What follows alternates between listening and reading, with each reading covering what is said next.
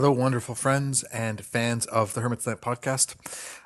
Soon we will jump over and get online with Stacking Skulls, but I just want to give you the heads up for this. We talked a lot this time, so it is an hour and 40 minutes of us discussing our lives and feminism and gender and how these ideas play out in magic. I hope you really dig it.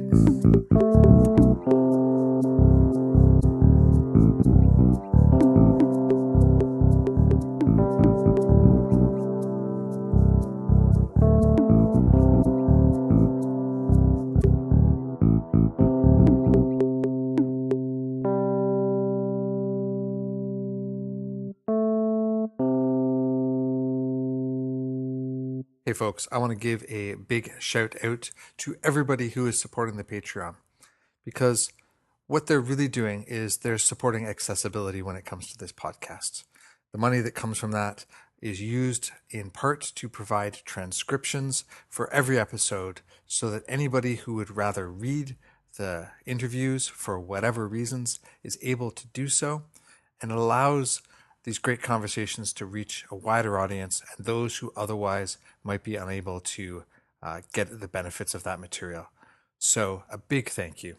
And of course, there's also a bonus in it for them, which is they get access to all sorts of great private material that only shows up in that space, including, related to this episode, our feminist playlist of music that has inspired the Stacking Skulls and Braina Saussy over the years. So all of that can be found over at patreon.com/thehermitslamp, or follow the links in the show notes.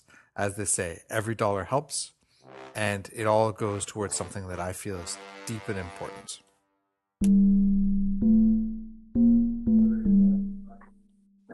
Welcome everybody to not just another installment of the Hermit's Lamp podcast, but another installment with Stacking Skulls. I'm here today with Fabeku and Aidan, as per usual, and joining us to fill out the roster of this rockin' occult group is Braina Saussy. If you're just jumping in now and you haven't heard any of these episodes before, there's a bunch of them, and all the guests have been on the podcast before. So check the show notes for links to go and listen to those, and go bask in all that goodness, because it's definitely some of the most popular episodes that I put out. So hey everybody, welcome. If people don't want to go back and listen to that, maybe we should do a quick introduction. And Briana, who are you? What's your deal? Such a good question. So first of all, thank you very much for having me on the show. I feel so honored to get to hang with three of my favorite magicians today. So I'm Braina Saussy, and you can find me at the very creatively named brianasaussy.com.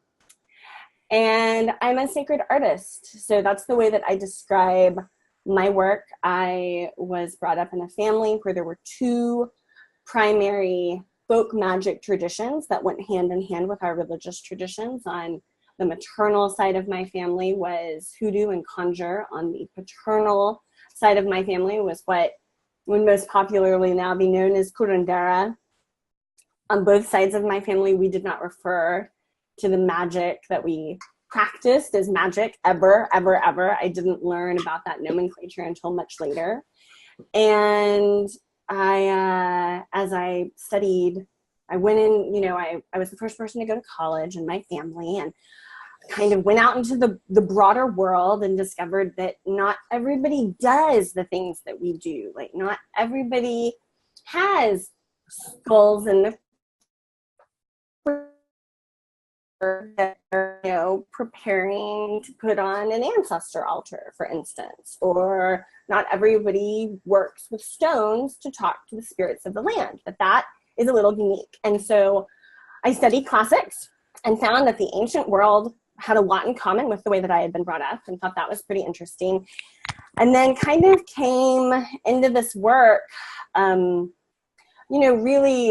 really just organically. Started getting clients when I was in my early 20s, and they eventually, kind of shepherded me into saying, you should do this work full time. And so that grew from first reading for people and making suggestions of remedies that people could do to help themselves, to then teaching. And I finally just wrote, hold on, can y'all hear me? Did my internet? You're good. You tweaked for a second, but I'm good. And you tweaked again. But Okay. you appear to be back now. Am I back? Okay. And I just wrote a book. And so that's me in a nutshell. So I refer to what I do as the sacred arts, because I realized that it was really exhausting to say, well, I like magic and I like divination and I like astrology and I work with all of these things and I bring them together, and prayer and blessing. I realized that they were all related. And I think of them as the kind of like the hidden sisters of the liberal arts that have been underground, that now are experiencing an interesting renaissance in mainstream culture. So that is me in a nutshell. And I know Fabeku and Aidan very well and love them both dearly. And of course, Andrew, you know that I love you as well. So that's it. Yeah. Awesome. Well, Aidan, who are you? I'm a misanthrope. Get off my podcast. So I can't answer that question because I hate you all. No, I'm a talismanic jeweler. That's been waiting since we started. Sorry. It had to come out. I'm a talismanic jeweler. I've been involved in magical practice actively since I was a teen. But things got really weird for me really young, and that's kind of what led me into it. I guess I'm now an author, and my book 6 Ways is available on all the online platforms. And yeah, mostly I'm a jeweler, making magical tools for magical people as my primary thing. Awesome. Fabeku?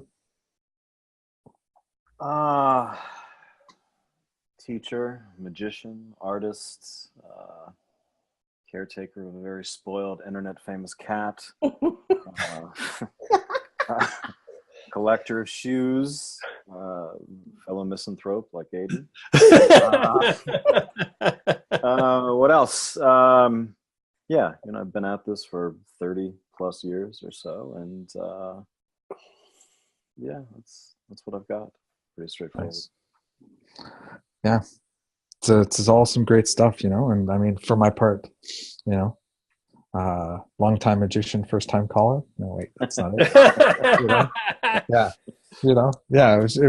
One of the things that's great is we all have these sort of practices that are similar. We all have done a lot of things, and and we have very different experiences, and even our practices might look different, but we have a lot of, from a bigger point of view, kind of similar experiences, and and a lot of sort of background in sort of working with magic, both sort of publicly and privately, which I think is part of what's awesome about these episodes for me. Is kind of getting those people who have a lot of depth of it together to talk about stuff. But the other thing that we usually get into in these episodes is like, which we sort of record every maybe 4 or 5 months, is like, hey, what's new? What's different? What's gone on in the last while?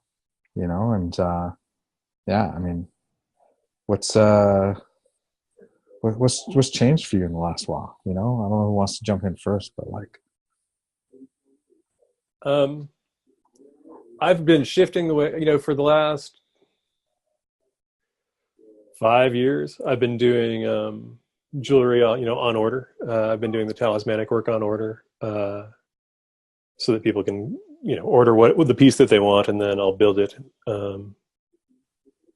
as I work through the kind of whatever the backlog is at that time. And that finally got to the point where that backlog was so absurd, that was a theoretical 4 months, but often bleeding into 6 months when things would kick up in the rest of life, that I've shut down that side of the shop, and will be working more on a collection-based protocol in the future. So theoretically, at the end of November, the first one of the collection of works will come out that way, and that's the big change for me, is just shifting the whole way that the shop works.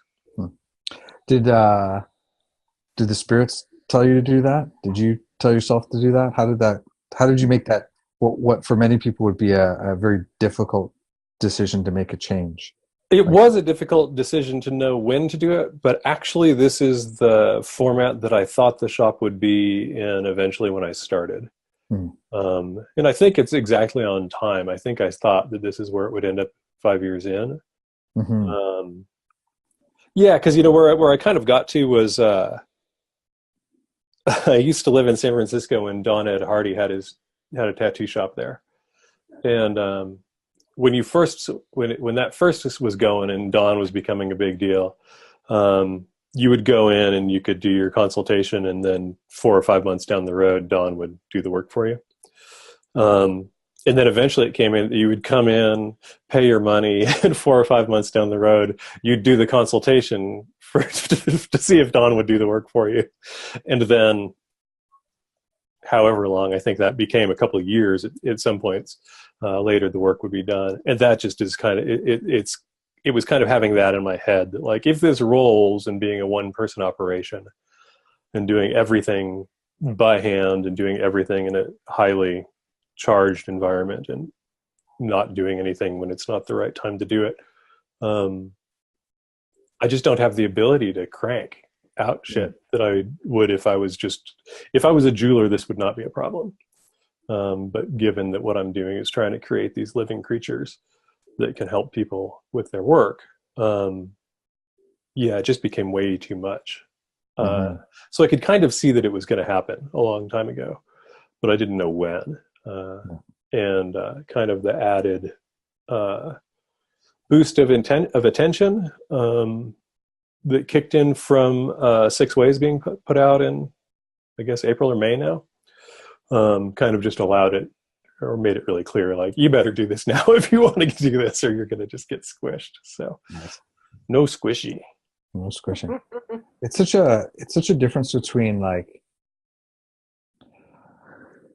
making talismanic and magical stuff is so different than making purely aesthetic things, right? Or uncharged things that you hand to somebody that, like, here you go, I put this together, go do the charging, like, and I think it's a thing that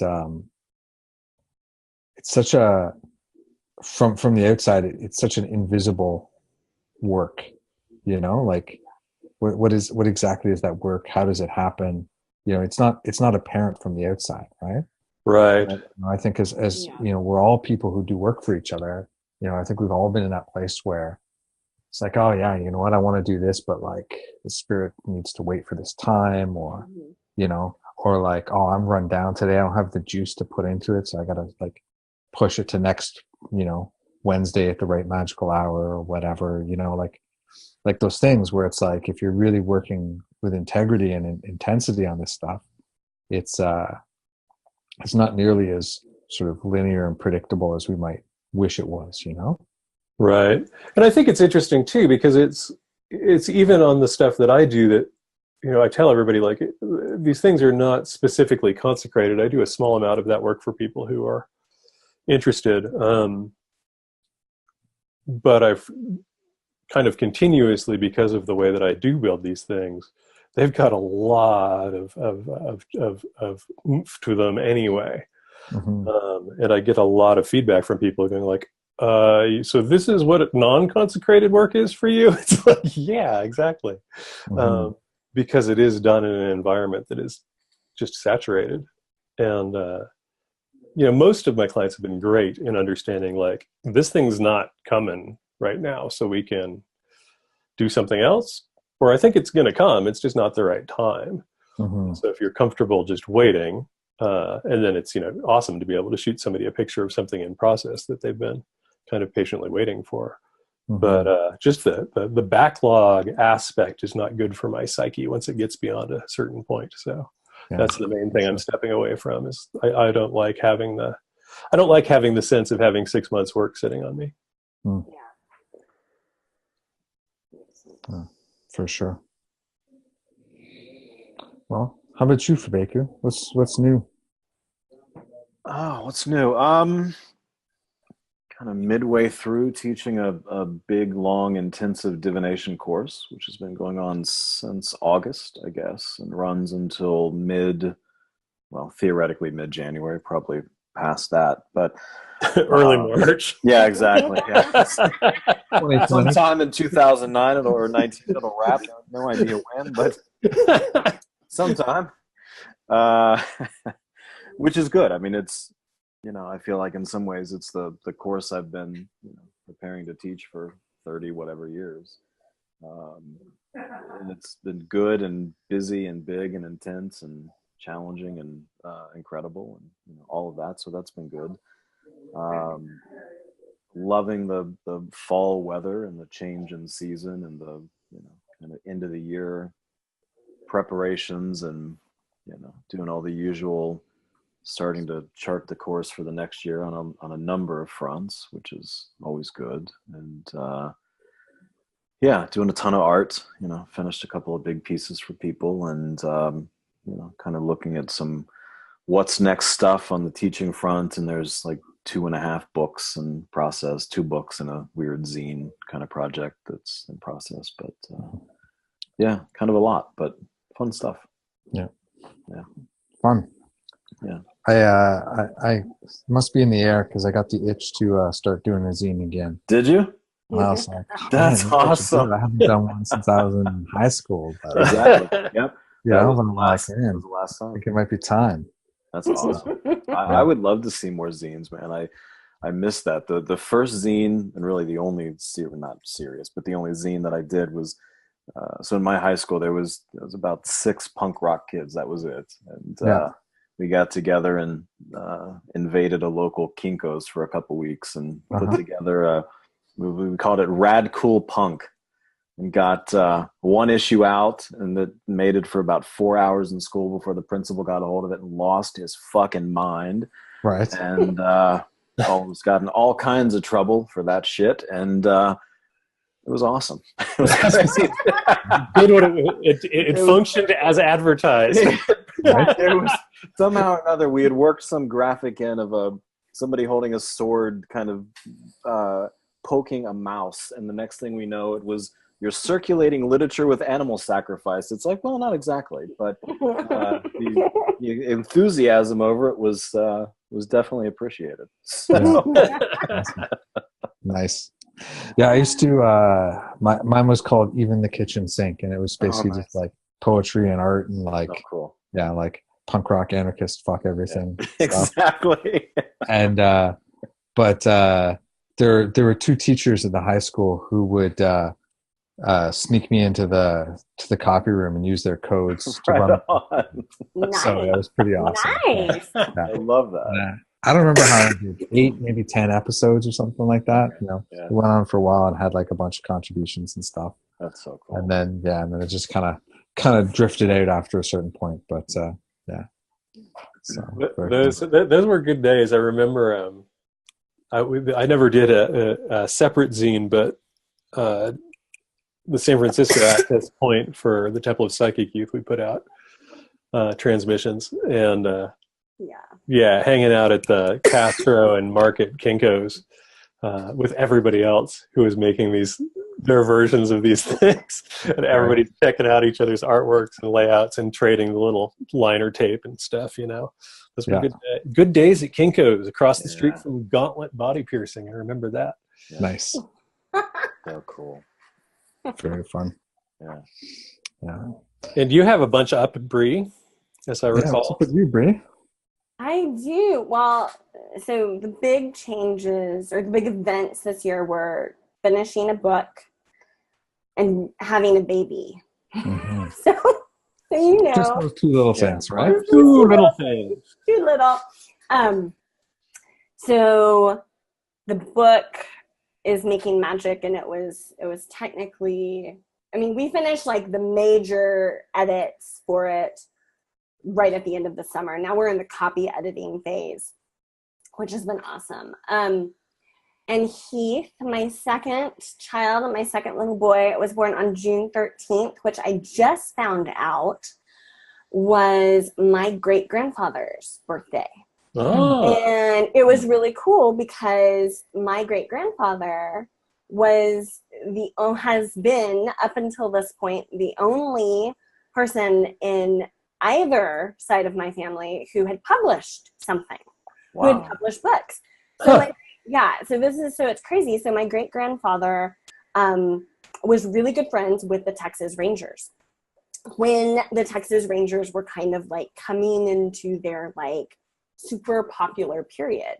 So he wrote several biographies on different Texas Rangers, and then he wrote a lot about the history of the state of Texas. And so he wrote like 4 or 5 books, and none of, like, it is shocking to Texans to know that not everybody is super interested in our state. But, so they weren't like huge sellers, commercially successful, but they're in like the libraries at all of the universities around here. And so I knew about that, but didn't really think about it. And then I found out Keith, who I was pregnant with, like I literally found out I was pregnant and found out I had a book deal like 2 days apart from each other. So Heath was with me throughout the entire process. Was born on his birthday, so that was nice. Pretty cool. Yeah, very cool. It was very good. Yeah, I thought that was neat. So, but as far as practice goes, I've had a big shift in my practice, and it's really just kind of gone into effect, I would say, over the past couple of weeks. So I had a really good practice. I wake up at 4 a.m. because y'all know you can get like so many things done from 4 to 6, and then like the rest of your day, if you have kids, is like shot to hell. So, so I was waking up at 4 a.m. and I had an entire prayer and blessing cycle that I was going through, and complete with offerings. And then, there might be some specific magical things that I was working on. And about 2 or 3 weeks ago, I really felt the need to take that inward. So, a lot less overt outer action and a lot more inner action, a lot more inner vision work, active imagination work, like liminal work. That has, just connected a lot of dots and showed up substantively in a lot of different ways very quickly. And then what went hand in hand with this is a needing to kind of go through the house and put things in order and tend to the places that had been neglected. So that was really, so that seems like a really practical thing, but for me, the practical and the magical are so intertwined. So that's been, as far as practice goes, that's been what's happening. I have a question for Andrea in just a second, but I'm going to jump in on there. That's really interesting. And so I wonder if this is kind of a related thing. And I don't know, but it might be because you also have a book. One of the big shifts that I've had going on in the last couple of weeks, because this is the season where it gets way more fun on the other side and easier. Is I've been going into kind of my other world states and running all of the kind of suggested practices in 6 ways to stabilize them in that space, to assist the people that I know are working with it. Because I get a fair amount of feedback of what kind of can get sticky or a little bit jammed up. And that's been a really interesting thing that I've been doing for the last couple of weeks, is really going in and going, okay, I visit each of the spots that are suggested. I do kind of work that is relevant to that, but it doesn't feel like stuff that I'm particularly doing for me, though it's of course helpful to me. But it's really to, I think, kind of grease those grooves for the folks that are new to those spaces, so that it's a little more stable as far as this is what I'm talking about, and it kind of sets up a little bit of a watchfire or something for them to tap into. Is that anything like what, do you have a sense of that kind of thing at all? Yeah, I hadn't put that together because my book isn't out yet. So I don't have, I don't have people coming and saying, hey, I'm trying this and it's working, or I'm getting stuck. the shift it's super helpful that you said this, because the shift very much felt related to the book in a really significant way is now done. Like there's always like the next thing with your work that you take out into the world, but like it's done. And so a shift needs to be made energetically and in your practice. And it has very much felt like building kind of like first like refamiliarizing myself with my places in the other world. Mm-hmm. And my relationships in the other world, because the first half of the year, well, really through August for me, was so external. It was so active and external and like an out breath, and so I feel like, the last couple of weeks have really been kind of like refamiliarizing myself with those liminal relationships, with those other world places that are mine. I'll often go into an active imagination and then it'll show up in my dream that evening and expand, and give me new information or like a new something that I need to be aware of. And I've also been at the same time feeling like, I'm building a space for something that's not really for me or about me. And what's come up concomitantly for me with that has been magic as a form of service. Mm-hmm. So like unconditional magic, where you're working with energy or you're working with power, to bless the land or bless the water or, care for an animal. Or, I had an aunt who I wasn't super close to who passed away in East Texas. And the morning that it just happened last week, I thought, I had woken up at 4 and I was like, I'm not going to do anything magical today. I'm going to take a day off. And then I got this text as I was doing work, and I knew that I needed to go into inner vision because the way she died was pretty sudden. Mm-hmm. And I could tell that her spirit was like, what the hell just happened? Mm-hmm. And so I went into inner vision and I was like, okay, this is what's going on. Like, here's what's going on. And here are some departed family members that are ancestors that can now help you with the next step. And, so it's like magic as service has been a real theme that's been coming up. And it does feel related to the book. So I don't know. Yeah. I get that too, because that's a big thing that was really interesting, because, the allies were super up my butt about the book being as the book is, and really kind of making me push it further than I probably would have on my own to get it to that. And I think that's really what I've seen with it too, is it's like, okay, this is kind of my general offering to magic, is what I would say. I have... I did this, I run this series of work, which I just generally refer to as the letting go work. It's like it's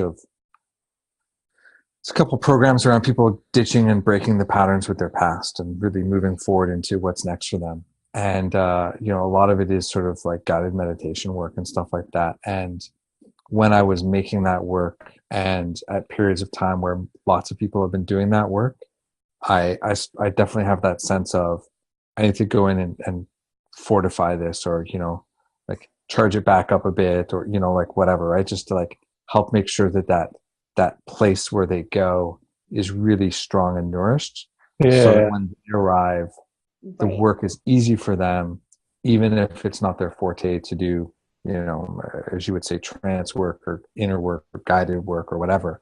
It's just like you can through the kind of stuff we're talking about, you can make that really simple for people, even if it's kind of maybe a bit beyond their capacity on their own. When that energy meets them from the other side, it helps carry them through the work a lot more. Yeah. And what I love about this conversation is that I don't have a book that I'm working with in this sense, but this is the same kind of thing that I do when I'm teaching, right? Mm-hmm. So I look at, so this divination thing, right? There's a container for it. There's a space that gets created for it. And I feel like a significant part of what I do on my end of things, for really the duration from before we start to even after we finish, is actively going into that space in trance, in various states, and kind of, like you said, smoothing the road, opening the way. So there's also a road opening component before Absolutely. we start during the process. If people kind of collectively hit a thing, it's amping up road opening work to support it. But so this last week, we just moved into the Marseille Tarot, and I spent like a week and a half before that doing specific work in trance with this thing of laying out the cards in a specific way, in a specific place with the others that I work with, in the sense, creating like a path of these cards specifically to make it easier for people that have never done the work or have whatever to move down the path. And in other words, just to clear the shit, to make the way, to fortify it, to make it easier, kind of a lighting of the road. And that's, for me, that's kind of a non-stop thing with the teaching stuff. Right. And I look at that as one of the most important things that I do in that, even in some ways more important than, the weekly preparation and teaching and all of that. It's there is a really active kind of other world tending of the space, so that when people enter it, they can move through it clearly and coherently and effectively, and have better, clearer, more effective access to it. Yeah. Yeah, for sure. So, It's interesting that we all have that experience, because I think that I have seen a lot of teachers, not just in the occult, esoteric world, but across the board, and especially you can see this a lot more on the web now, of teachers who do the opposite, right? They actually, so like we're all talking about using our time and our energy and our potency to go in and make sure that our people are taken care of, like in like both our holy helper people and also like the people that are in our communities that we're teaching, that are reading our books, that we're working with. And there's a lot of people who I have seen do the opposite. They're drawing energy off of people for themselves. And, when I talk to my students, and I can refer, I've referred students to all of y'all because I know you all, I know how you roll. I tell them, like, you need to look at a potential teacher, and you need to look at how the energy of this person is working and see, like, are they taking, or are they giving, are they sharing? Because, you just see that dynamic a lot more. I think because we have so many more teachers and people who are ostensible community leaders out there, so you can see it. Yeah. Yeah, I think, and it's interesting. So I'm going to throw two things in at once. So Andrew, you have a cool new deck out, I believe. I sure do. Yeah. How's that doing? It's going really well. So, beginning of September, end of August, the Orisha Tarot by me came into the world, and it's a kit from Llewellyn, so it's kind of theoretically everywhere. If you see it in stores, please take a picture and send it to me. I'm so excited. If I ever was in a store, I would do that. Right? If you see it on the road when you went the wrong way into the headwinds on your mountain bike, I will take pictures. And you can carry. So it's a full tarot deck that I did all the artwork for, and a companion book which I wrote, and it's been super well received. It seems to be like taken off in the world, and like tarot people seem to be really digging it, and Orisha people seem to be really, really digging it. I've had a bunch of practitioners basically say to me, like, you wrote an amazing introduction to our religion. It's so good. And I'm like, for sure. That's perfect. badass.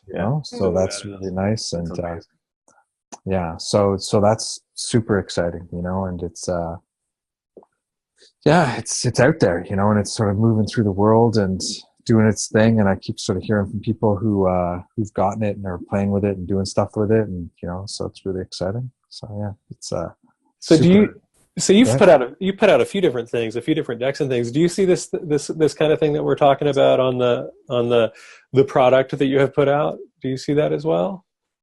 Of kind of caretaking it, I would say, for the peeps.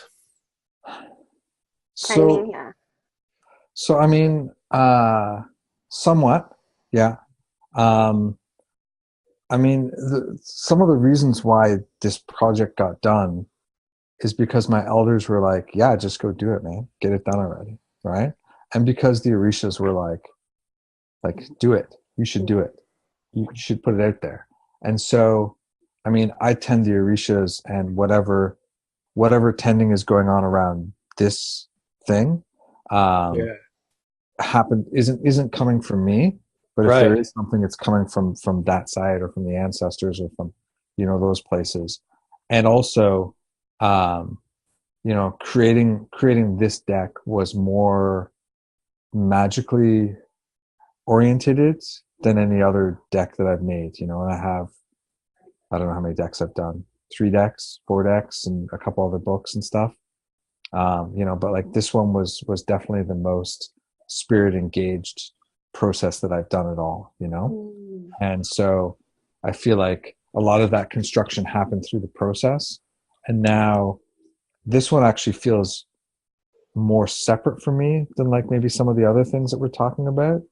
Like it definitely feels like I've burst this thing into the world, and now it's out there. And I don't know if that's because it's through a publisher, and therefore I'm a little less connected to the ebbing and flowing of it. Right.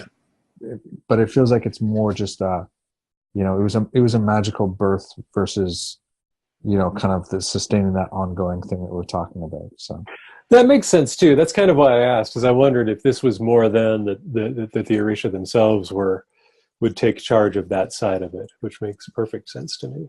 Mm-hmm. Yeah, for sure. I think that's the deal that's going on, for sure. Yeah. If somebody's taking care of it, it definitely seems to be taken care of. It's not me, so I have to. Yeah. Yeah, it's very interesting. Yeah. Yeah. It has been. Mm-hmm. Yeah. Well, if we would all get off our asses and do something, I guess it would be, we'd have more to talk about. Right? Stop slacking off, everybody. Stop slacking off. Yeah. So Aidan and Andrew and Fabeku, I'm interested. Do you see like outer actions that parallel the inner work? Like I talked about like going through the kind of like the neglected and unseen areas of my house and like fixing them up, organizing them. It almost feels like a little Mercury retrograde action in here on my end, because I always work with Mercury retrograde to like bring order. So do you see like an outer expression of that, or is it all internal? I totally see an outer expression of that. I think that what I'm doing in the shop is that. Mm-hmm. Right. Of course. It's like literally, I mean, and I'm going to use Fabeku's language for it because it's the best that I know of, right? Is I was doing work that the work itself was totally coherent, but the effect of it upon my life outside of the work was not, or ceased to be at some point. And there's a point that I got to that went, oh, I can't maintain this because it's incorrect to try and maintain it for who and what I am and who and what I work with and what it is that I'm doing. Yeah. And so, Andrew was saying, it's kind of a big move, and it's it can seem really risky on some level, right? To completely change how this is done. And part of it is just like, I can't actually worry about that. It's like, I have to be focused on, this is how much work I can do and do the work at the level that I want. And there's this, Brie, you've been around. Blue and I, we live insanely inexpensively. Yes. We're extremely frugal people, so it's not like we're trying to like live high and wild. But yeah, it's like, no, for what I do, the way that I do it, I don't charge enough. Okay, that's fine. I have to get comfortable with that in the next 6 or 8 weeks to come up with what I'm doing. But it's the only way I can continue to do with what I'm doing at the level that I'm interested in doing it, with the level of connection that I have and all of that stuff. Because otherwise, if we're going back to it, it's like, I can't be of service anymore if I just grind myself down and break down, which is super common for artists and healers and all this stuff, right? You hear about compassion fatigue and things like that, and healers, it's all the same thing. There's a point that you go, no, I actually might only be able to make 20 pieces of jewelry, and I have to pay the bills. So if that's the case, they're going to cost X to cover the bills. I don't need a lot more than that, but that's fine. And so it's really kind of, so everything is reorganizing to that, I think. Yeah, I get that. That's my experience. Well, and I would say for me, for sure, there's parallels, right? So, in some of the trance stuff that I've been doing there, I don't know, a couple of months ago, I kept running into these crossroads scenes, and specific others showing up saying, "Listen, fucker, like pick, which direction are you headed?" And it was interesting because it was happening almost every time, and it was like, wait, what's going on? And then I started to look. It's like, oh, this is really the same decision I'm making externally with all sorts of things, right? Personal stuff, business stuff, health stuff, all of it, And it's like, so it showed up there first, and then it started to map itself out externally. And that's, again, like Aidan said, for me, that's the whole coherence piece. I think that kind of lining up the internal and the external stuff. And it's funny because as much time as I spent, it still took me a few days to figure out, like, wait, why is all this inner crossroad shit happening? And it's like, well, duh, because it's the same shit that's happening around you. Yeah. It's funny how that works. I mean, I have that same experience of like, I'm so in it, and then I journal every day. And a lot of my journaling practice is basically like writing down what's happened and then being like, oh, that's what that was. Like that's why that worked out. So like the aha moments. So yeah, I get that. Yeah. Well, and for me, so, I mean, the other big piece of news for me is my partner and I decided in the middle of the summer to go our separate ways, right? So, so this is we're in the process of sorting out all those bits and pieces and figuring out that stuff, right? Because when you've been with someone for 21 years, that's a lot of undoing of connections, and reorganizing of everything. And so like the external and the internal on that, there's a lot of, there's a lot of work with the Orishas to support that, right? To support everybody through that, and I mean, it's nothing fancy. It's like, hey, I'm at the grocery store where they make these amazing pastries, and I'm like, I think I should give one of those to Oshun. Hey, Oshun, help us all feel sweet about this. What's going on? Help us all find our way, easily through this and get the support we need and whatever, right? And that kind of stuff, trickles out everywhere, right? It's like, like it affects the shop, it affects the reorganization of physical things and practices at the shop.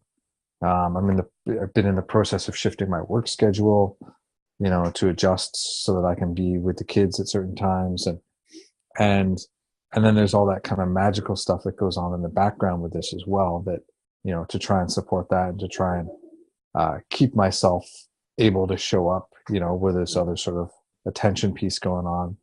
And then once we both have our own places and stuff, then there will be the, like, that reorganization that happens, right? Like, well, now that this is my place and these are my things, what am I going to do with them, and what do I want, and how do I want to decorate it and stuff like that, and like all of those sort of external things, right? So it's really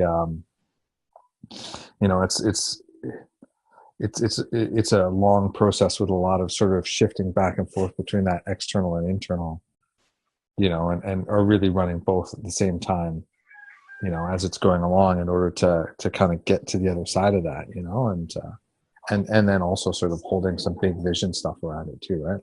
Like, what do I want my life to be like on the other side, and all that kind of stuff. So, for me, as you're talking, I had this, and I wouldn't have been able to articulate it until you just said what you did. So when I went through separating from my partner 5 years ago, we were together for 16, 17 years or so, it was that constant moving back and forth between the two. But as you're talking, I had this sense of like, almost like stitching things together, right? Kind of that alternating between the internal and the external, the way we keep ourselves and our reality and our practice and our magical work and our work in the world held together as we move through these weird transitions. And for me, if there's too big of a gap between the internal shit and the external shit, it's like that weave or that stitch starts to get loose and flimsy and weird, and those gaps sort of they become problematic and almost disorienting. Mm-hmm. You know? And as you were talking, I was thinking about back to that time in my own life when how that moving between the two helped stitch it together during a just crazy difficult time, to be able to keep moving forward and just keep, like you said, just keep showing up and doing shit day after day. Right. And it is really interesting, as I was starting it was after I announced that I was stopping taking orders at the shop. I was just, on Facebook, and I have been unable to get Facebook Marketplace to not show me things. But it showed me a bike that was interesting, and I haven't had a bike in 10 years, but most of my life has been spent with a bike as my transportation and kind of fun toy. So I bought a, $150 used bike and started riding. And that I realized was part of that whole thing. Like, that I need to kind of feel sane. For whatever reason, there's a part of my personality that loves, and especially here where it's gorgeous and where I'm out in the mountains, and yes, it's really windy and that's a bitch, but it's fucking beautiful. And if I can get out and ride 25 or 30 miles a few times a week and go say hi to all the horses and alpacas and coyotes and whatever else I see along the way, I'm way more able to be how I should be, and not in the bullshit should way, but really how I should be. Right. In my work, at home with my wife, all of that stuff with the people that I have interactions with, because I am actually, it's for me, it's a self-care thing. And a lot of these pieces that we're talking about have to do with that. It's like, go ahead. Sorry. I was to say, it's a lot of like, what are the things that allow me to move coherently through these changes, right?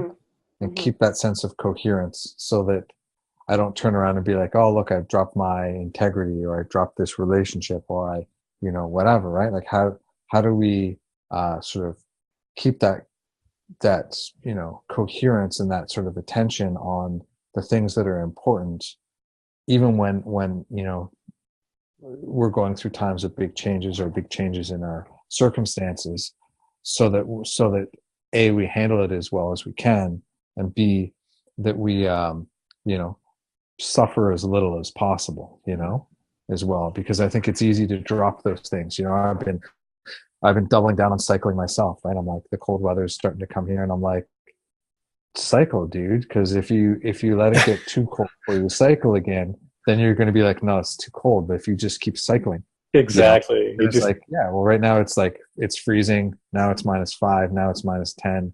It's like, as long as it's not icy, it doesn't matter. It's just, if the roads are clear, I can just keep going. Exactly. But if it was really, really frigid, then I'm just going to go once and be like, oh no, that was horrible, No, So, absolutely. And that's, I was thinking about it too here, because it's like, oh, it's going to get really cold.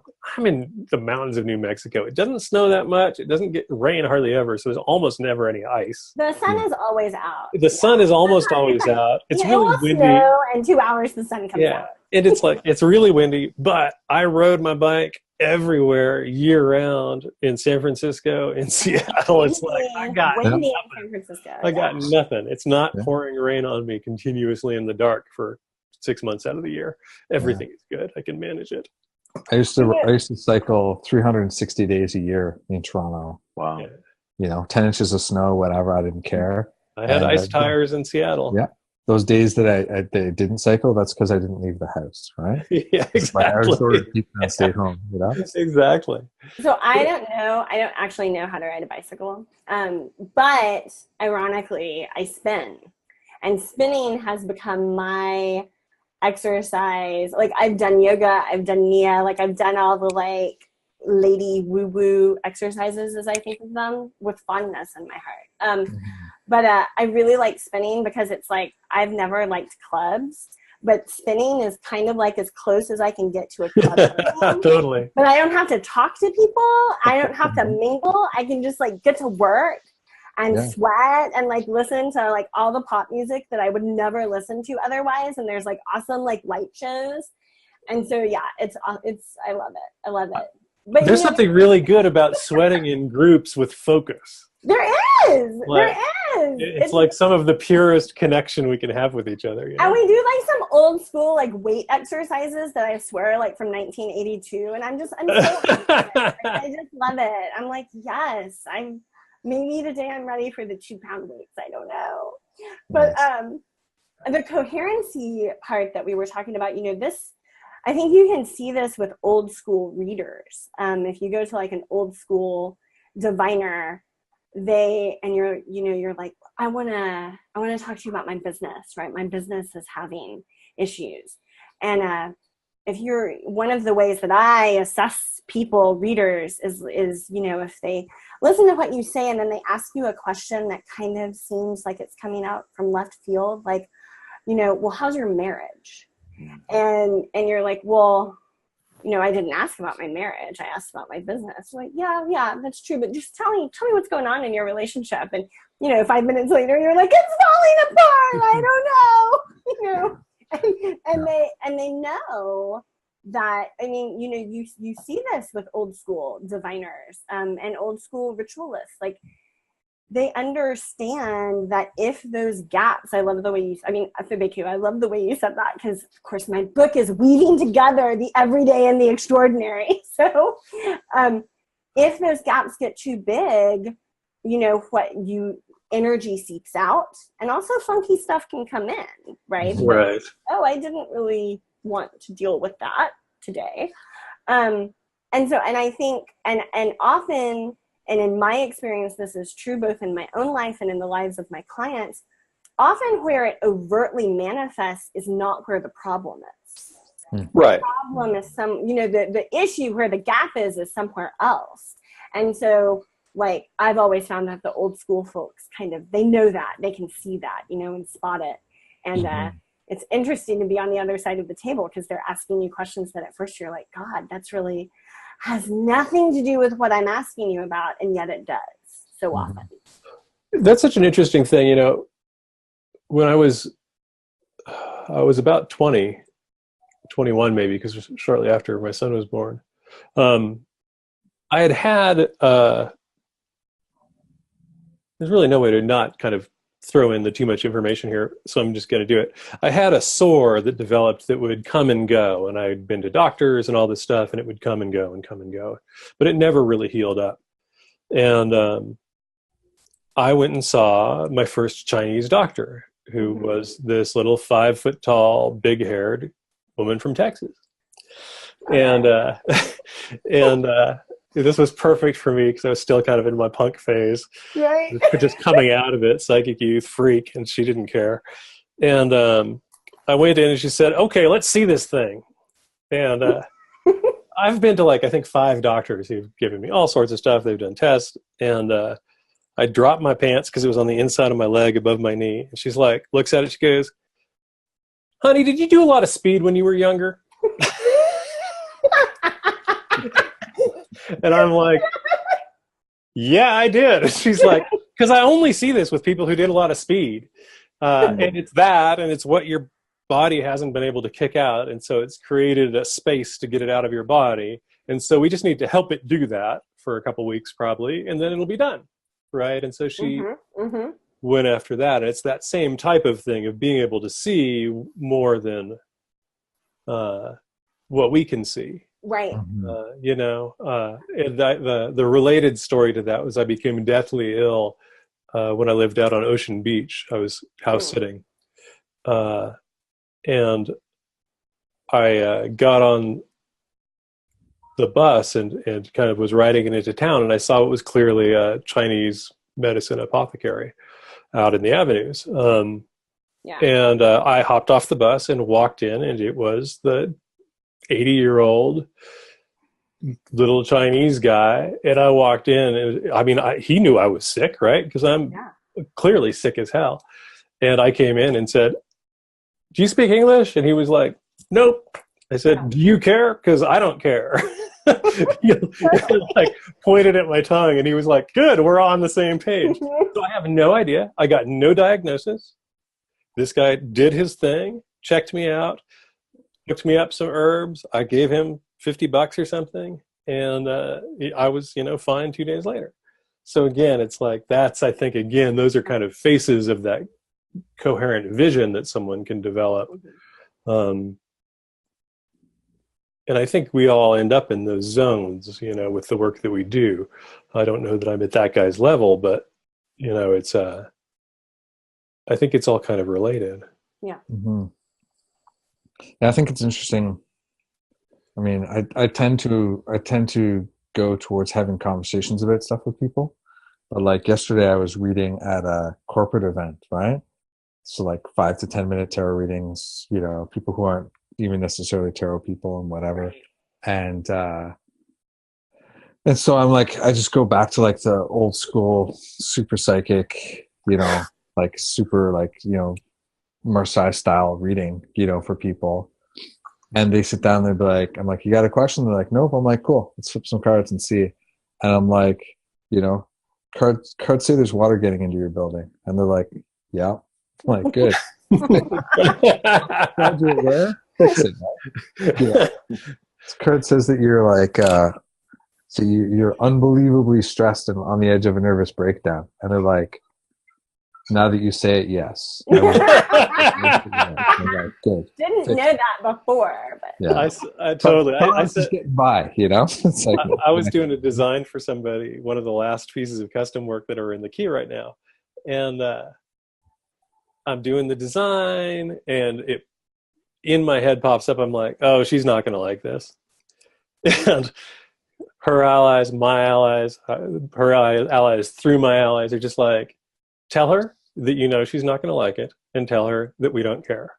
It's like, okay, that'll be a funny email to write. So, see attached picture, and your allies say it's okay that you don't like it. You know, what are you supposed to do? But again, if you're doing it, if you're doing the work, you do the work. Yeah, that's the way it goes. For sure. I had that. I had a, you know, I was wrapping up the edits for the book. School was starting for Jasper, which is just like an insane 2 weeks of zero time.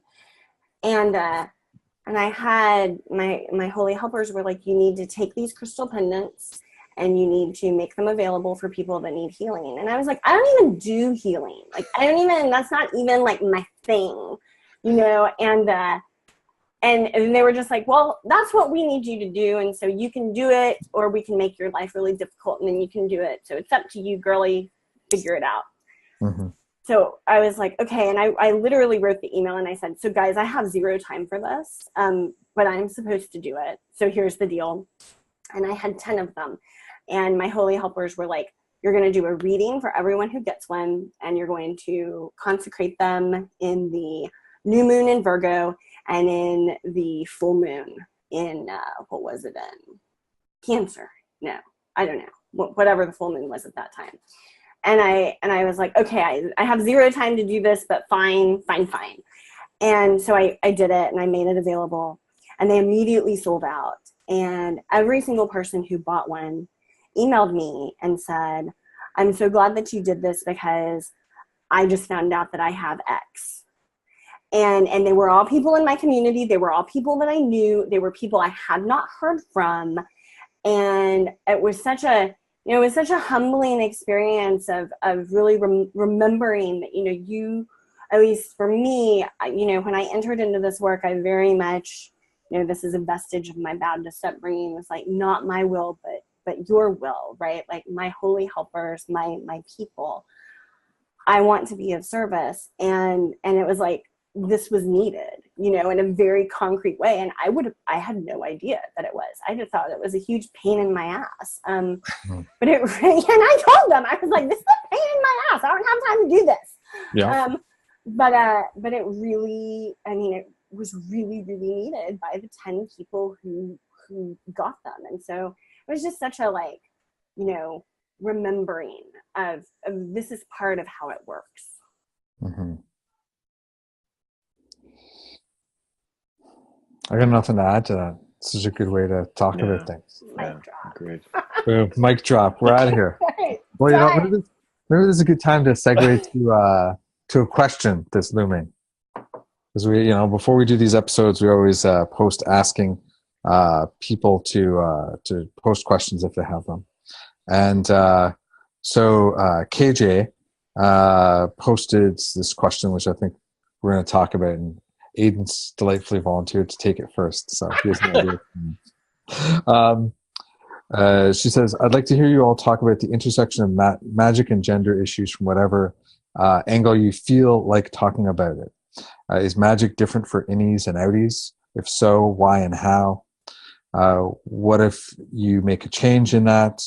What are the issues in communities, and a whole bunch of sort of further other kind of extensions of that. But I mean, maybe we can just start with like, what do you see as the role or relevance of gender in magic, Aidan? Super simple question. Yeah, no pressure. Get it right. I don't agree to get it right, but we'll try. You know, it's a super interesting thing. And it's interesting because of the time that you're asking this question. And so I'm going to go kind of sideways for KJ.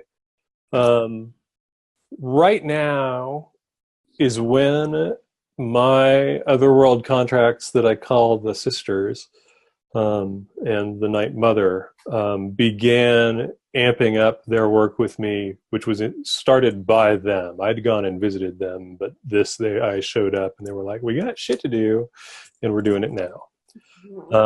And I didn't know, but this is stuff that we talked about, a little bit more than a year ago now, or almost a year ago, Andrew, because they were prepping me to be able to do the work that I would need to do with my son when he died. Mm-hmm. And interestingly, I actually just looked at those notes because, of course, it's kind of coming up on the cycle. And what happened with it was really interesting. I mean, the whole thing is kind of fascinating and kind of emotionally charged, so I'll probably be a little bit weird talking about it. But when I showed up, the sisters kind of were all around me, and they said, okay, we're going to do this thing if you will agree to let us do this thing to you, because you would function better if you were a little different.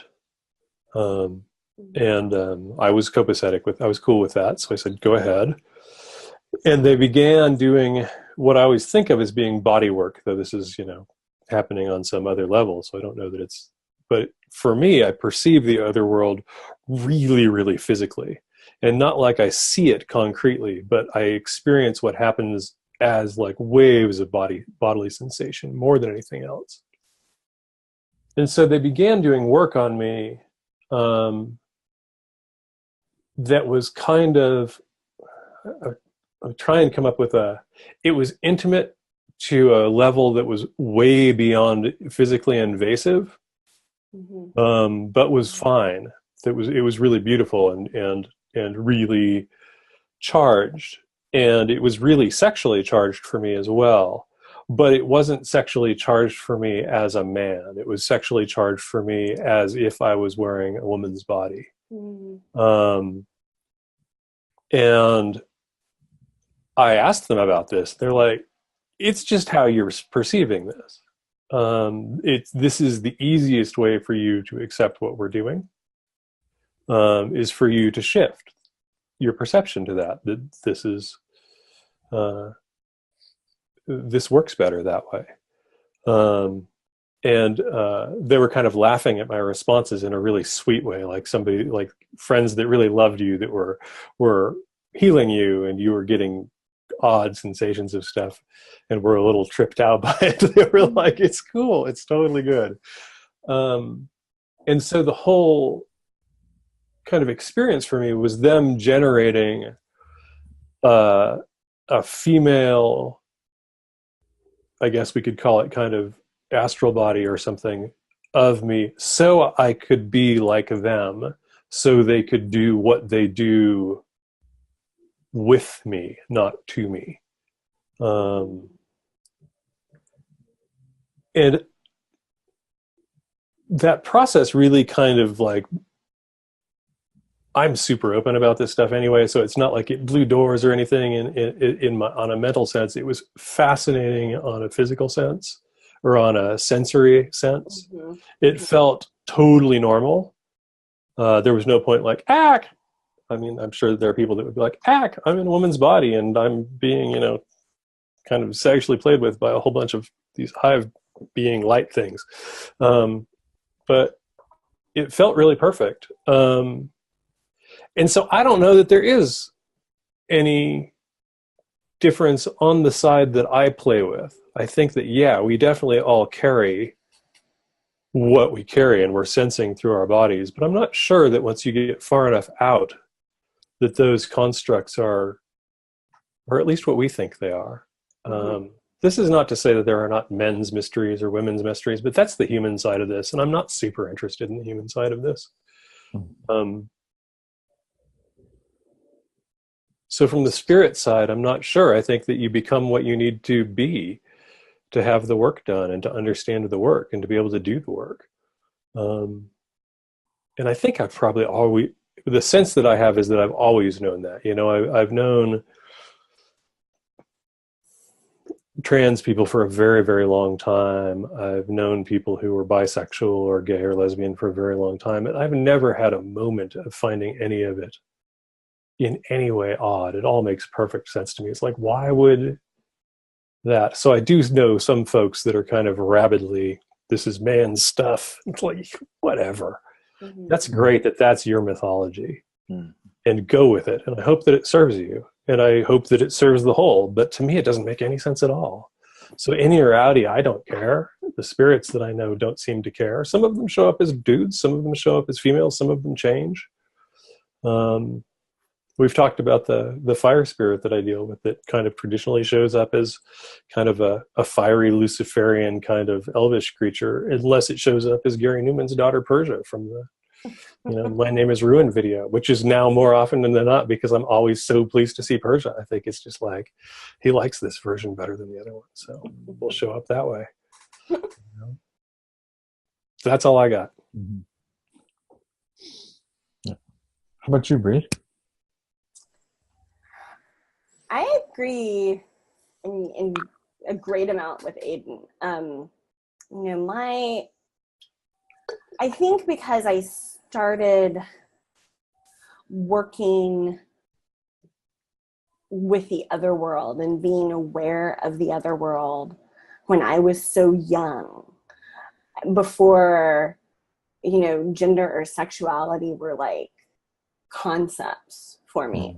Like sensuality, yes. Like anyone who says that little kids don't, you know, have sensual experiences is just hasn't been around little kids, because they do. They like feel good, and they like feel good in all the different places of their bodies. And I think that like being weird about that or freaking out about that has done a lot more harm than good, and has allowed little children to be predated on, actually. So sensuality, I mean, as a Libra, Venus ruled child for sure, but sexuality and gender, you know, 2, 3-year-old, 4-year-old Briana was sort of like, what up? You know, and that has, you know, so from an inner work perspective,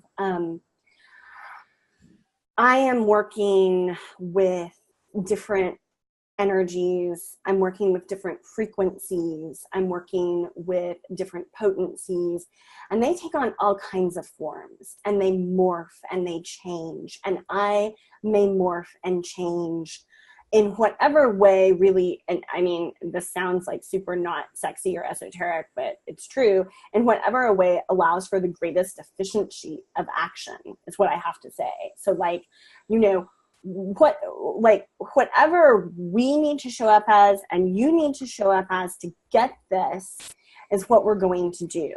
So I have definitely had experiences, I've had dreams, I've had liminal waking visions where I present as male, or I present as a leaf, or I present as a fish, right? I mean, and when you look at so many of the, you know, of the religious frameworks that we have in the world, including Judaism, including Christianity, right? Like the primary deities shift. They have these interesting shifting things that they do. And so I don't think that that's just like a little coincidence, you know, that's been put in there. I think that really is the experience. And in the people that I talk to that I know actually do magic all pretty much agree about this. We might language it a little bit differently, but like we all pretty much agree.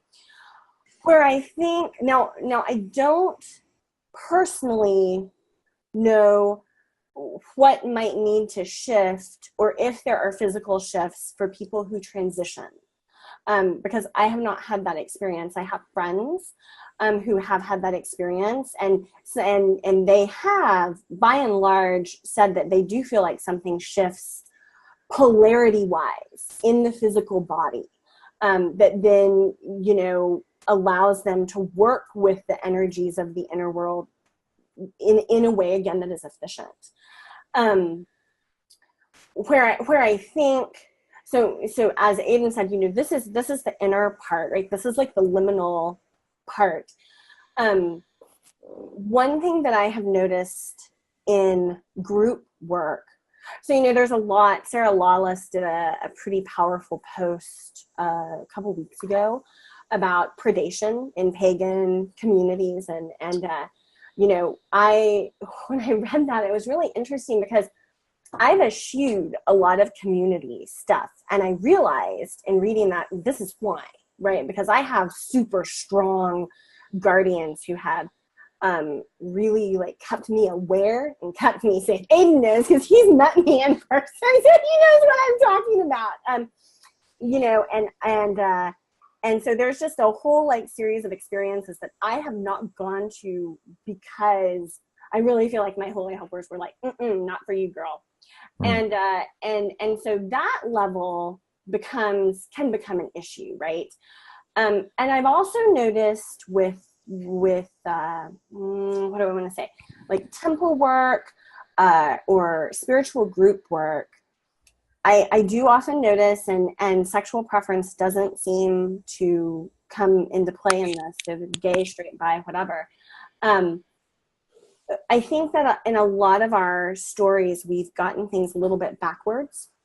So we often think of women, and women themselves in spiritual movements talk about like how we hold space, or we're containers, or we're vessels. Like, you know, there's a lot of like that kind of talk. And I think that both women and men can do both. But I have found in a lot of group work that actually the most powerful experiences are where the men are holding the space in a really protective way, and the women or the people who identify as men are holding the space in a really protective way, and the women or the people who identify as women are taking the more overtly active role. And I really, again, like I see these dynamics changing, so it's not a hard and fast rule. But it's like if you look at like the traditional ceremonial magic, like lodge structure, it definitely is not structured that way. And I just find that to be really interesting. And of course, there's all kinds of, you know, social and cultural reasons why that is. But I find it interesting from a magical point of view, that like in the magic that was being made, nobody paused and said, is this working as well as it could be, or do we maybe need to tweak something? So that's, I don't know if that added anything. That's what I've got. I think it's great. And I think I want to make one quick note before we sort of move past it, because I'll forget. Why wouldn't that be the case? Because in all one gender lodge work or coven work or whatever, some people need to hold that space and some people need to call the stuff in, and like it works just fine there. Like nobody, you know, you don't hear Masons saying, you know what we really need? We need like more women in here. We need some girls. Right? I mean, Totally. comments on the Masons, right? Like, you know, I mean, like I don't mean that to make fun of them, but like it's a long-standing, you know, group with magical practices. Absolutely. Has been single-gendered for a long time, and you know, it's like, I mean, we could debate the politics of that in, you know, over beer sometime instead of like here, but like, but you know, it's not magically operant. You know, it doesn't matter in those contexts. Therefore, it can't really, we can't extend it everywhere else all of a sudden and be like, oh, look at that, you know? Well, I think it's also, in my experience, kind of going back to that experience that I had with the sister is at one point this was later on, this was sometime down the road, I was doing work with the Night Mother, and again kind of went into this overly sexual response to what was going on, again feeling it as if I was a woman. And I kind of said, is there anything you have any issues with this is what goes on? And she's like, no, this is you translating the experience into something that makes sense. And nobody does what I'm doing to you. And nobody ever has outside of a sexual experience. And so you're just translating this into something that makes sense, you know. And yeah, and on the other side, I would say, you know, it's like, it's really difficult to I'm essentially purely solitary, so I no longer have to deal with the whack fucking shit that goes on in between men, between women, between whoever.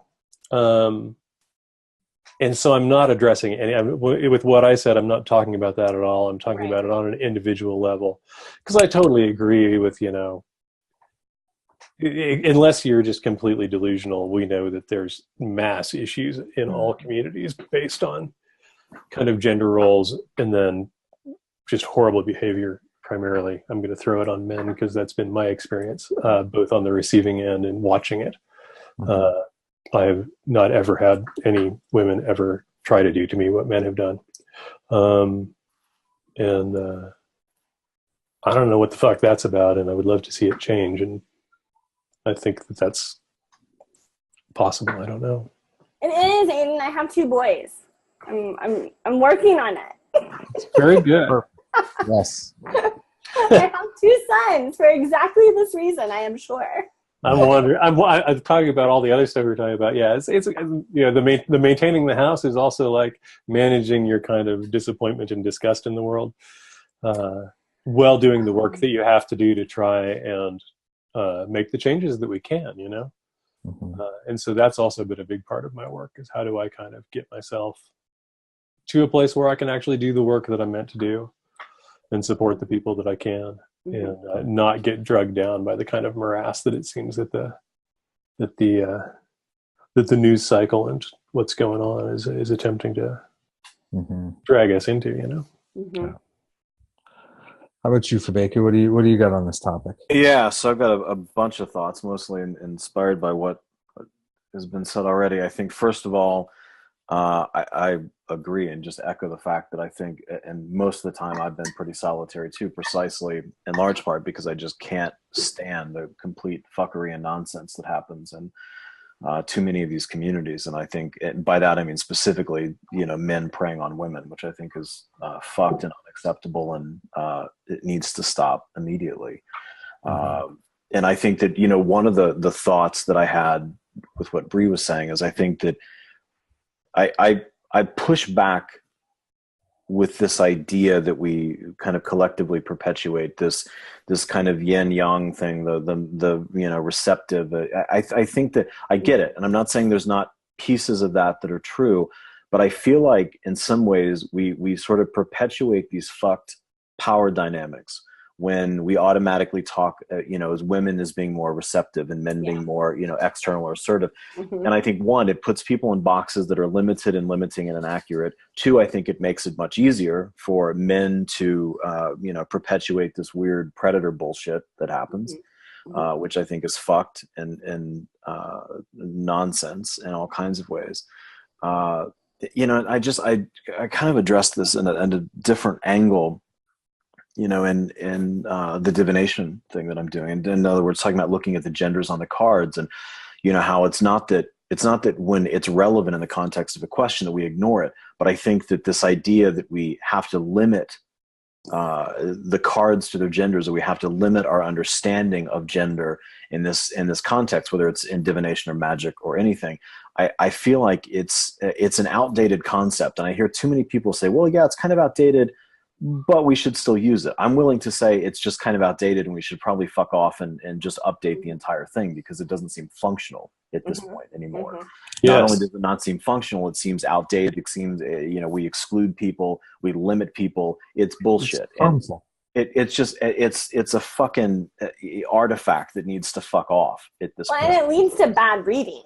Well, right? well, for sure. At the end of the day, I mean, if you look at the bottom line, we just get inaccurate. But then when we zoom out and look at the way then we map that over relationships and how we see relationships with ourselves, relationships with other people, with the world, we just get into this really fucked thing that just does, like you said, is operantly not true. Yeah. You know, and that for me is a problem. And I think that one of the, going back to what Bree was talking about being involved kind of early on with this, one of the most magically interesting times for me was when I was 12 or 13, when I was just kind of getting into the punk scene. And a big part of that was I wore makeup, I wore dresses. There was a lot of that was happening at the time.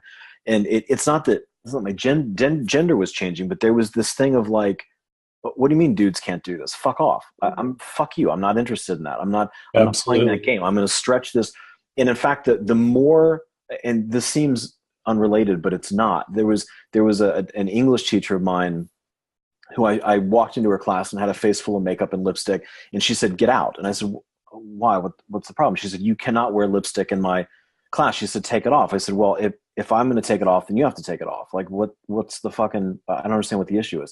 And it turned into this whole thing with the principal wanted to make this big deal. And for me, it was like, the more you told me that wasn't okay, the more I'm going to do it. One, because that's kind of what I do. But it was really to push back on this point of like, what the fuck is the fact that I'm a guy have to do with the fact that I wear lipstick or that I have a dress on? Fuck off with this stuff, you know? And I feel similar to that when we bring this stuff in to magical practice. You know, it's like, do whatever the fuck you want to do. This idea that women should do this and men should do this, or fuck off with all of that stuff. It doesn't make any sense to me. It doesn't make any sense to me experientially. It doesn't make any sense to me magically. And like everybody else has said, you know, when I'm in trance state, there was plant medicine work that I did for years with a very specific plant. Every time in the context of that journey, I showed up as a woman. Every fucking time. It wasn't once. It wasn't some one-off thing. It was the way it happened every goddamn time I was in that experience. And I understood that part of it was, again, just to kind of unfuck this, like, yeah, you think gender is a fixed thing. Fuck off with that, because clearly it's not. And part of it was the translation thing, like Aidan's talking about. And for me, I guess the bottom line is, you know, it seems silly and absurd to me to believe these fixed ideas that this is man, this is woman, this is what works with. It's like, are you kidding me? Like, how the fuck do we say that with a straight face? Yeah, I don't get it, and it doesn't seem true to me on any level at all. Just on any level. And so I would like to see more and more unfucking of that. I would like to see us let go of this kind of women receptive, men assertive kind of, just fuck off with all of this nonsense. I don't think it's serving any of us practically. I don't think it's serving any of us magically. And it just seems functionally untrue to me. Yeah.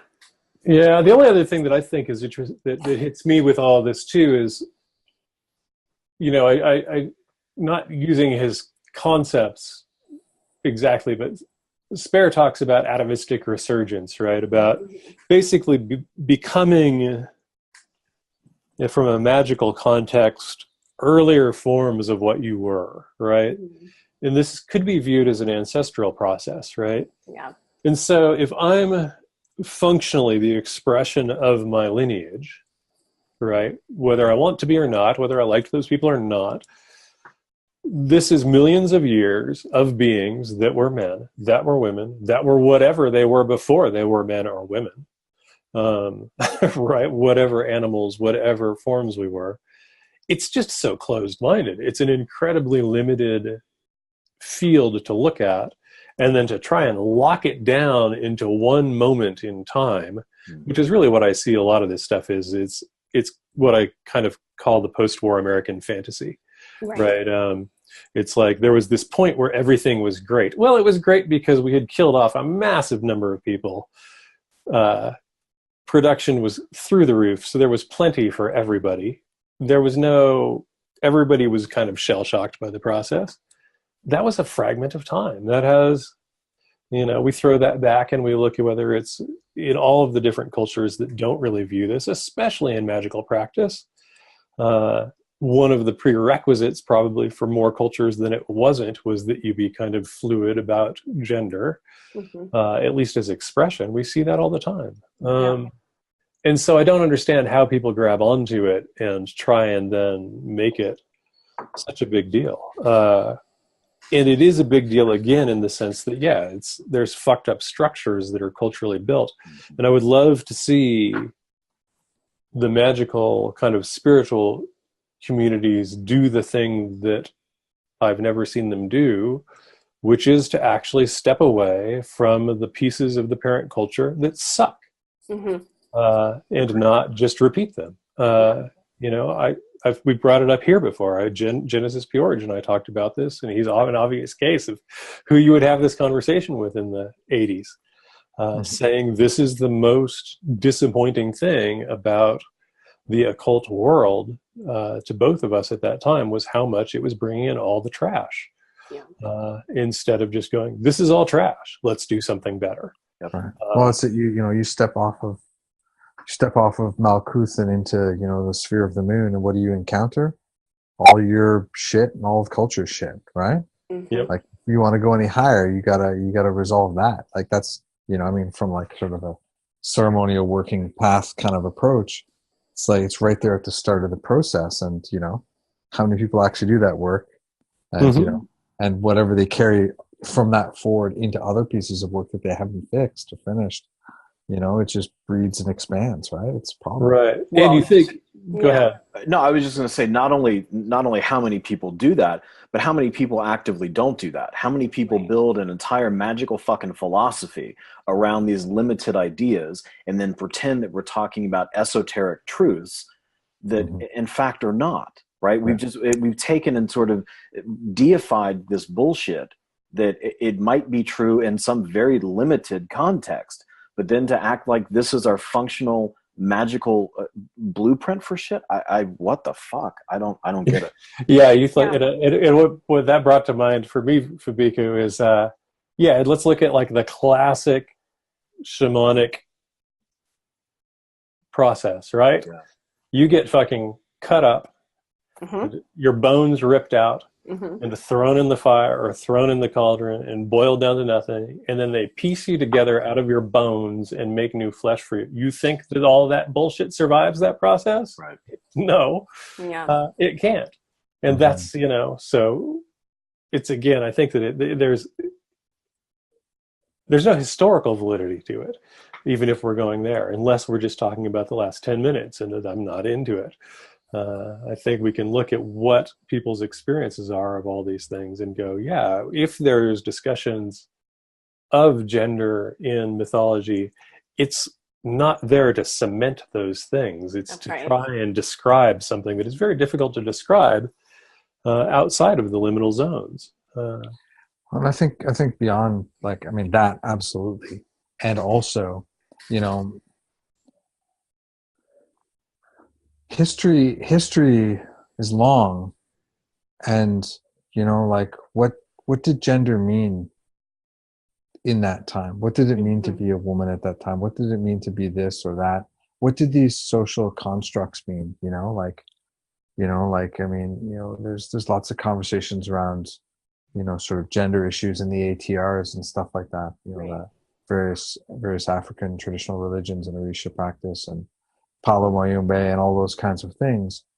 And, those conversations are really hard to have in ways that don't just get caught up in our current cultural biases, right? Because you'll talk to people and they'll be like, well, men can't be orietes, men can't be the ones who sit on the mat and head the ceremonies, right? But, if we go back to, the beginning of these practices in Cuba, all the orietes were women. That was it. They were the ones who brought that knowledge over, right? So it's not historically true. It's current, recent historically, maybe more true or true, but but that isn't to say that it's real in that sense. It's more about the culture than the practice or the spirits necessarily. And I think that it gets really hard to be clear about what are those what are those actual women's mysteries or men's mysteries or other mysteries, right? What are those things, like I think about tantric practices that, would seem, some of them, to be biochemical, right? And require certain anatomies and processes and so on to create chemical changes or secretions or other kinds of things. I mean, that's not a lot of what we're talking about. It's not, most of it's not those kinds of things. It's something else, right? And so I think it's really it's problematic, and it's really so often just deeply rooted in, well, it's a long history of patriarchy. Fuck Yeah. that. And I mean, especially in sort of like ceremonial stuff, like, it's a layover from Victorian and mid-century and other, male dominated cultural perspectives that, that don't speak of a particular truth, but just a period in time and the influence of their culture, and it's like, Jason Miller had this thing about, research versus received messages, right? Recently it's a blog post he put out, which was great. And I think that, some of this falls to that, right? Like, what is tradition versus what is tradition, what is what the spirits want, and what is culture then or now? And how do we sort of parse those out so that we can, do that? And, I mean, if you're practicing sort of your own things, like as you are, Aidan, or, whatever, that process then just becomes your interaction with the spirits. But if you are involved in communities and groups, then those conversations get more complicated.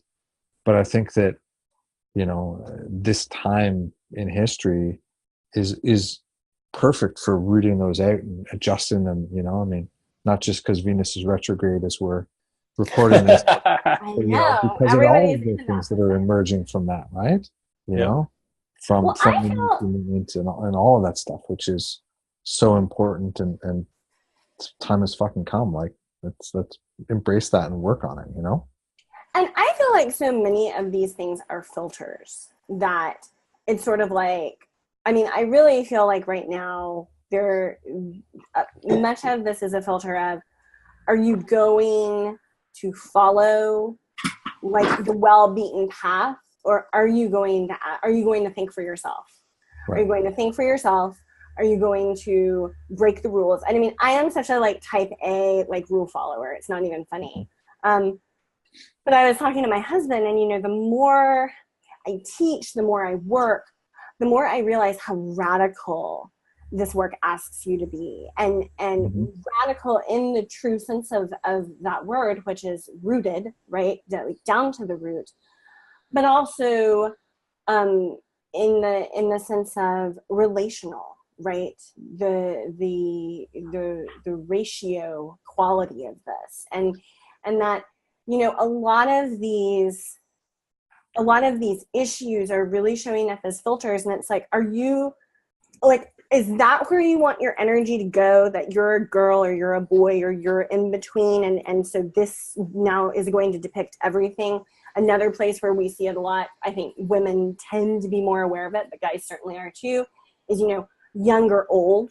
Like right now, if you like look at magic and witchcraft, it's like the New Yorker did a profile on witches, and I'm pretty sure none of the women, it was almost all women, and none of the people profiled were over the age of 50.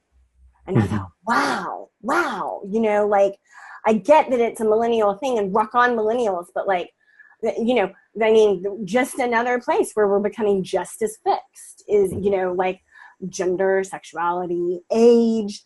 So look at any large amount of profiles about yoga practitioners, right? Yep, right. Sure. I mean, right. Are they blonde and cute? Perfect. Then they fit Totally. the Totally. And then you look at Light on Yoga with BKS Iyengar, and he's like this older Indian dude with his pot belly, and it's awesome. And so I think that, I often see a lot of this as, filters that have been set and do, and that's where you want your time and your energy to go, rock on. Can you all hear me? Mhm. Yeah, you're back. What I was saying is I see them as filters, and if that's where you want to go and that's what you want to do, that's what you want to be concerned with, go for it. But I don't want to be concerned with that. You know, Yeah. I want to do the work. I want to get on with it and not, you know, be wrapped up in what someone somewhere decided I could or couldn't do, or I could or couldn't be. Like, I'm just not into that project. Yeah, I think that, you know, that's a big part. What keeps hitting me is that's a big part of the kind of drive, both from me, and I think obviously I am who I am because of my allies, but and the allies with Six Ways was really going like, let's stick something out there that is super clear from the beginning that it doesn't matter if you do it like this. It doesn't matter if you do it anyway. It doesn't matter if you do it like Aleister Crowley. You just do it and do the stuff that makes sense to you and get good at it. And do the things that really make sense for you to do. Because there's so much bullshit out there that it's like, this is an alternative. This is not a system that's the alternative. This is just, you can go walk in here as you are, whoever you are, let it change you however it changes you, and that's all for the good. You know, and I think that's there's a lot of that message going around now, but we're also seeing a lot of the kickback to that because that terrifies a lot of people, whether it's on the magical end or whether it's on the cultural end, you know, to the degree that they're separate. We are seeing we're seeing drastic changes in the world and demographics, and you know, how interesting will this be if the current climate change stuff is true in 40 years, right? Or will we be doing other things? I think we'll be doing other things as the primary focus. You know? Yeah. For sure. All right. Well, I think we've talked for a long time.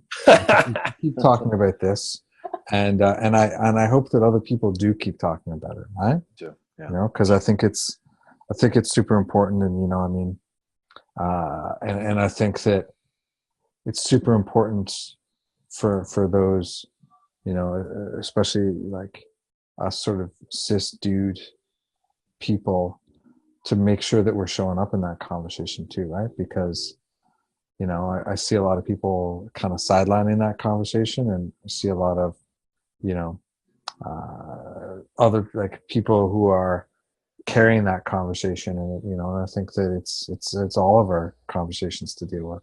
It's all of our stuff, you know, and I think that anybody who feels like it's not is, you know, well, back to misanthrope. Get off Facebook. You know? Yeah. Exactly. Yeah. All right. Well, so if folks want to find you all, where's the best place they should start looking for you? Bri? BrianaSaussy.com. Also in San Antonio, Texas, but I have a 4-month-old, so basically I don't leave the house. 100%. Yeah. Just there. Yeah. But about yeah, you, my Aidan? website. And you can also find me on Facebook, Braina Saussy. I have a page, Sacred Arts for Soulful Seekers, where I post my daily blessings, and occasionally I pop in with news. And then I have a group that has like almost 1,000 members. I every time I go, there's like 30 more people, and I don't know how that happens. But that is the Sacred Artist group on Facebook. You do have to be approved. So like if you request approval and I don't know you, you need to say, you know, I saw you on Stacking Skulls and it was awesome, you know, let me in. So yeah, those are the main places. I'm on social media. I'm findable. Braina Saussy is always my handle. I kept it simple, but you know, I have a flirtation with social media, but I wouldn't say I'm committed. Mm-hmm. Perfect. Aidan, other than in the mountains of the cold mountains of Texas, where are you? New Mexico. New Mexico. My bad. Yeah, you can find me early in the morning on Highway 14 in New Mexico. And anybody who goes please stands don't hit beside me. the road and finds Aidan that way gets a prize. Let me know. Okay. Pictures when it happens. Yeah, AidanWachter.com. I'm Aidan Wachter on Facebook. My book is 6 Ways, and it's available through all the online sources. And there is a working, also like 1,100 people or something, group on Facebook that if you would like membership in, that's generally where I would talk about the book, so that I don't end up having the same conversations all the time in private messages and emails. But if you do a search for Aidan Wachter, Talismanic Jeweler, you will find me. Perfect. Fabeku? Fabeku.com and Facebook. That's it. Perfect. And as always, I am at thehermitslamp.com or at my shop in Toronto. And and just Andrew McGregor on Facebook in all the places pretty much. All right. Thanks so much for giving me so much of your time today, folks. This has been wonderful. Thanks for Thank you for having us. Oh. Yeah. All right. Recording.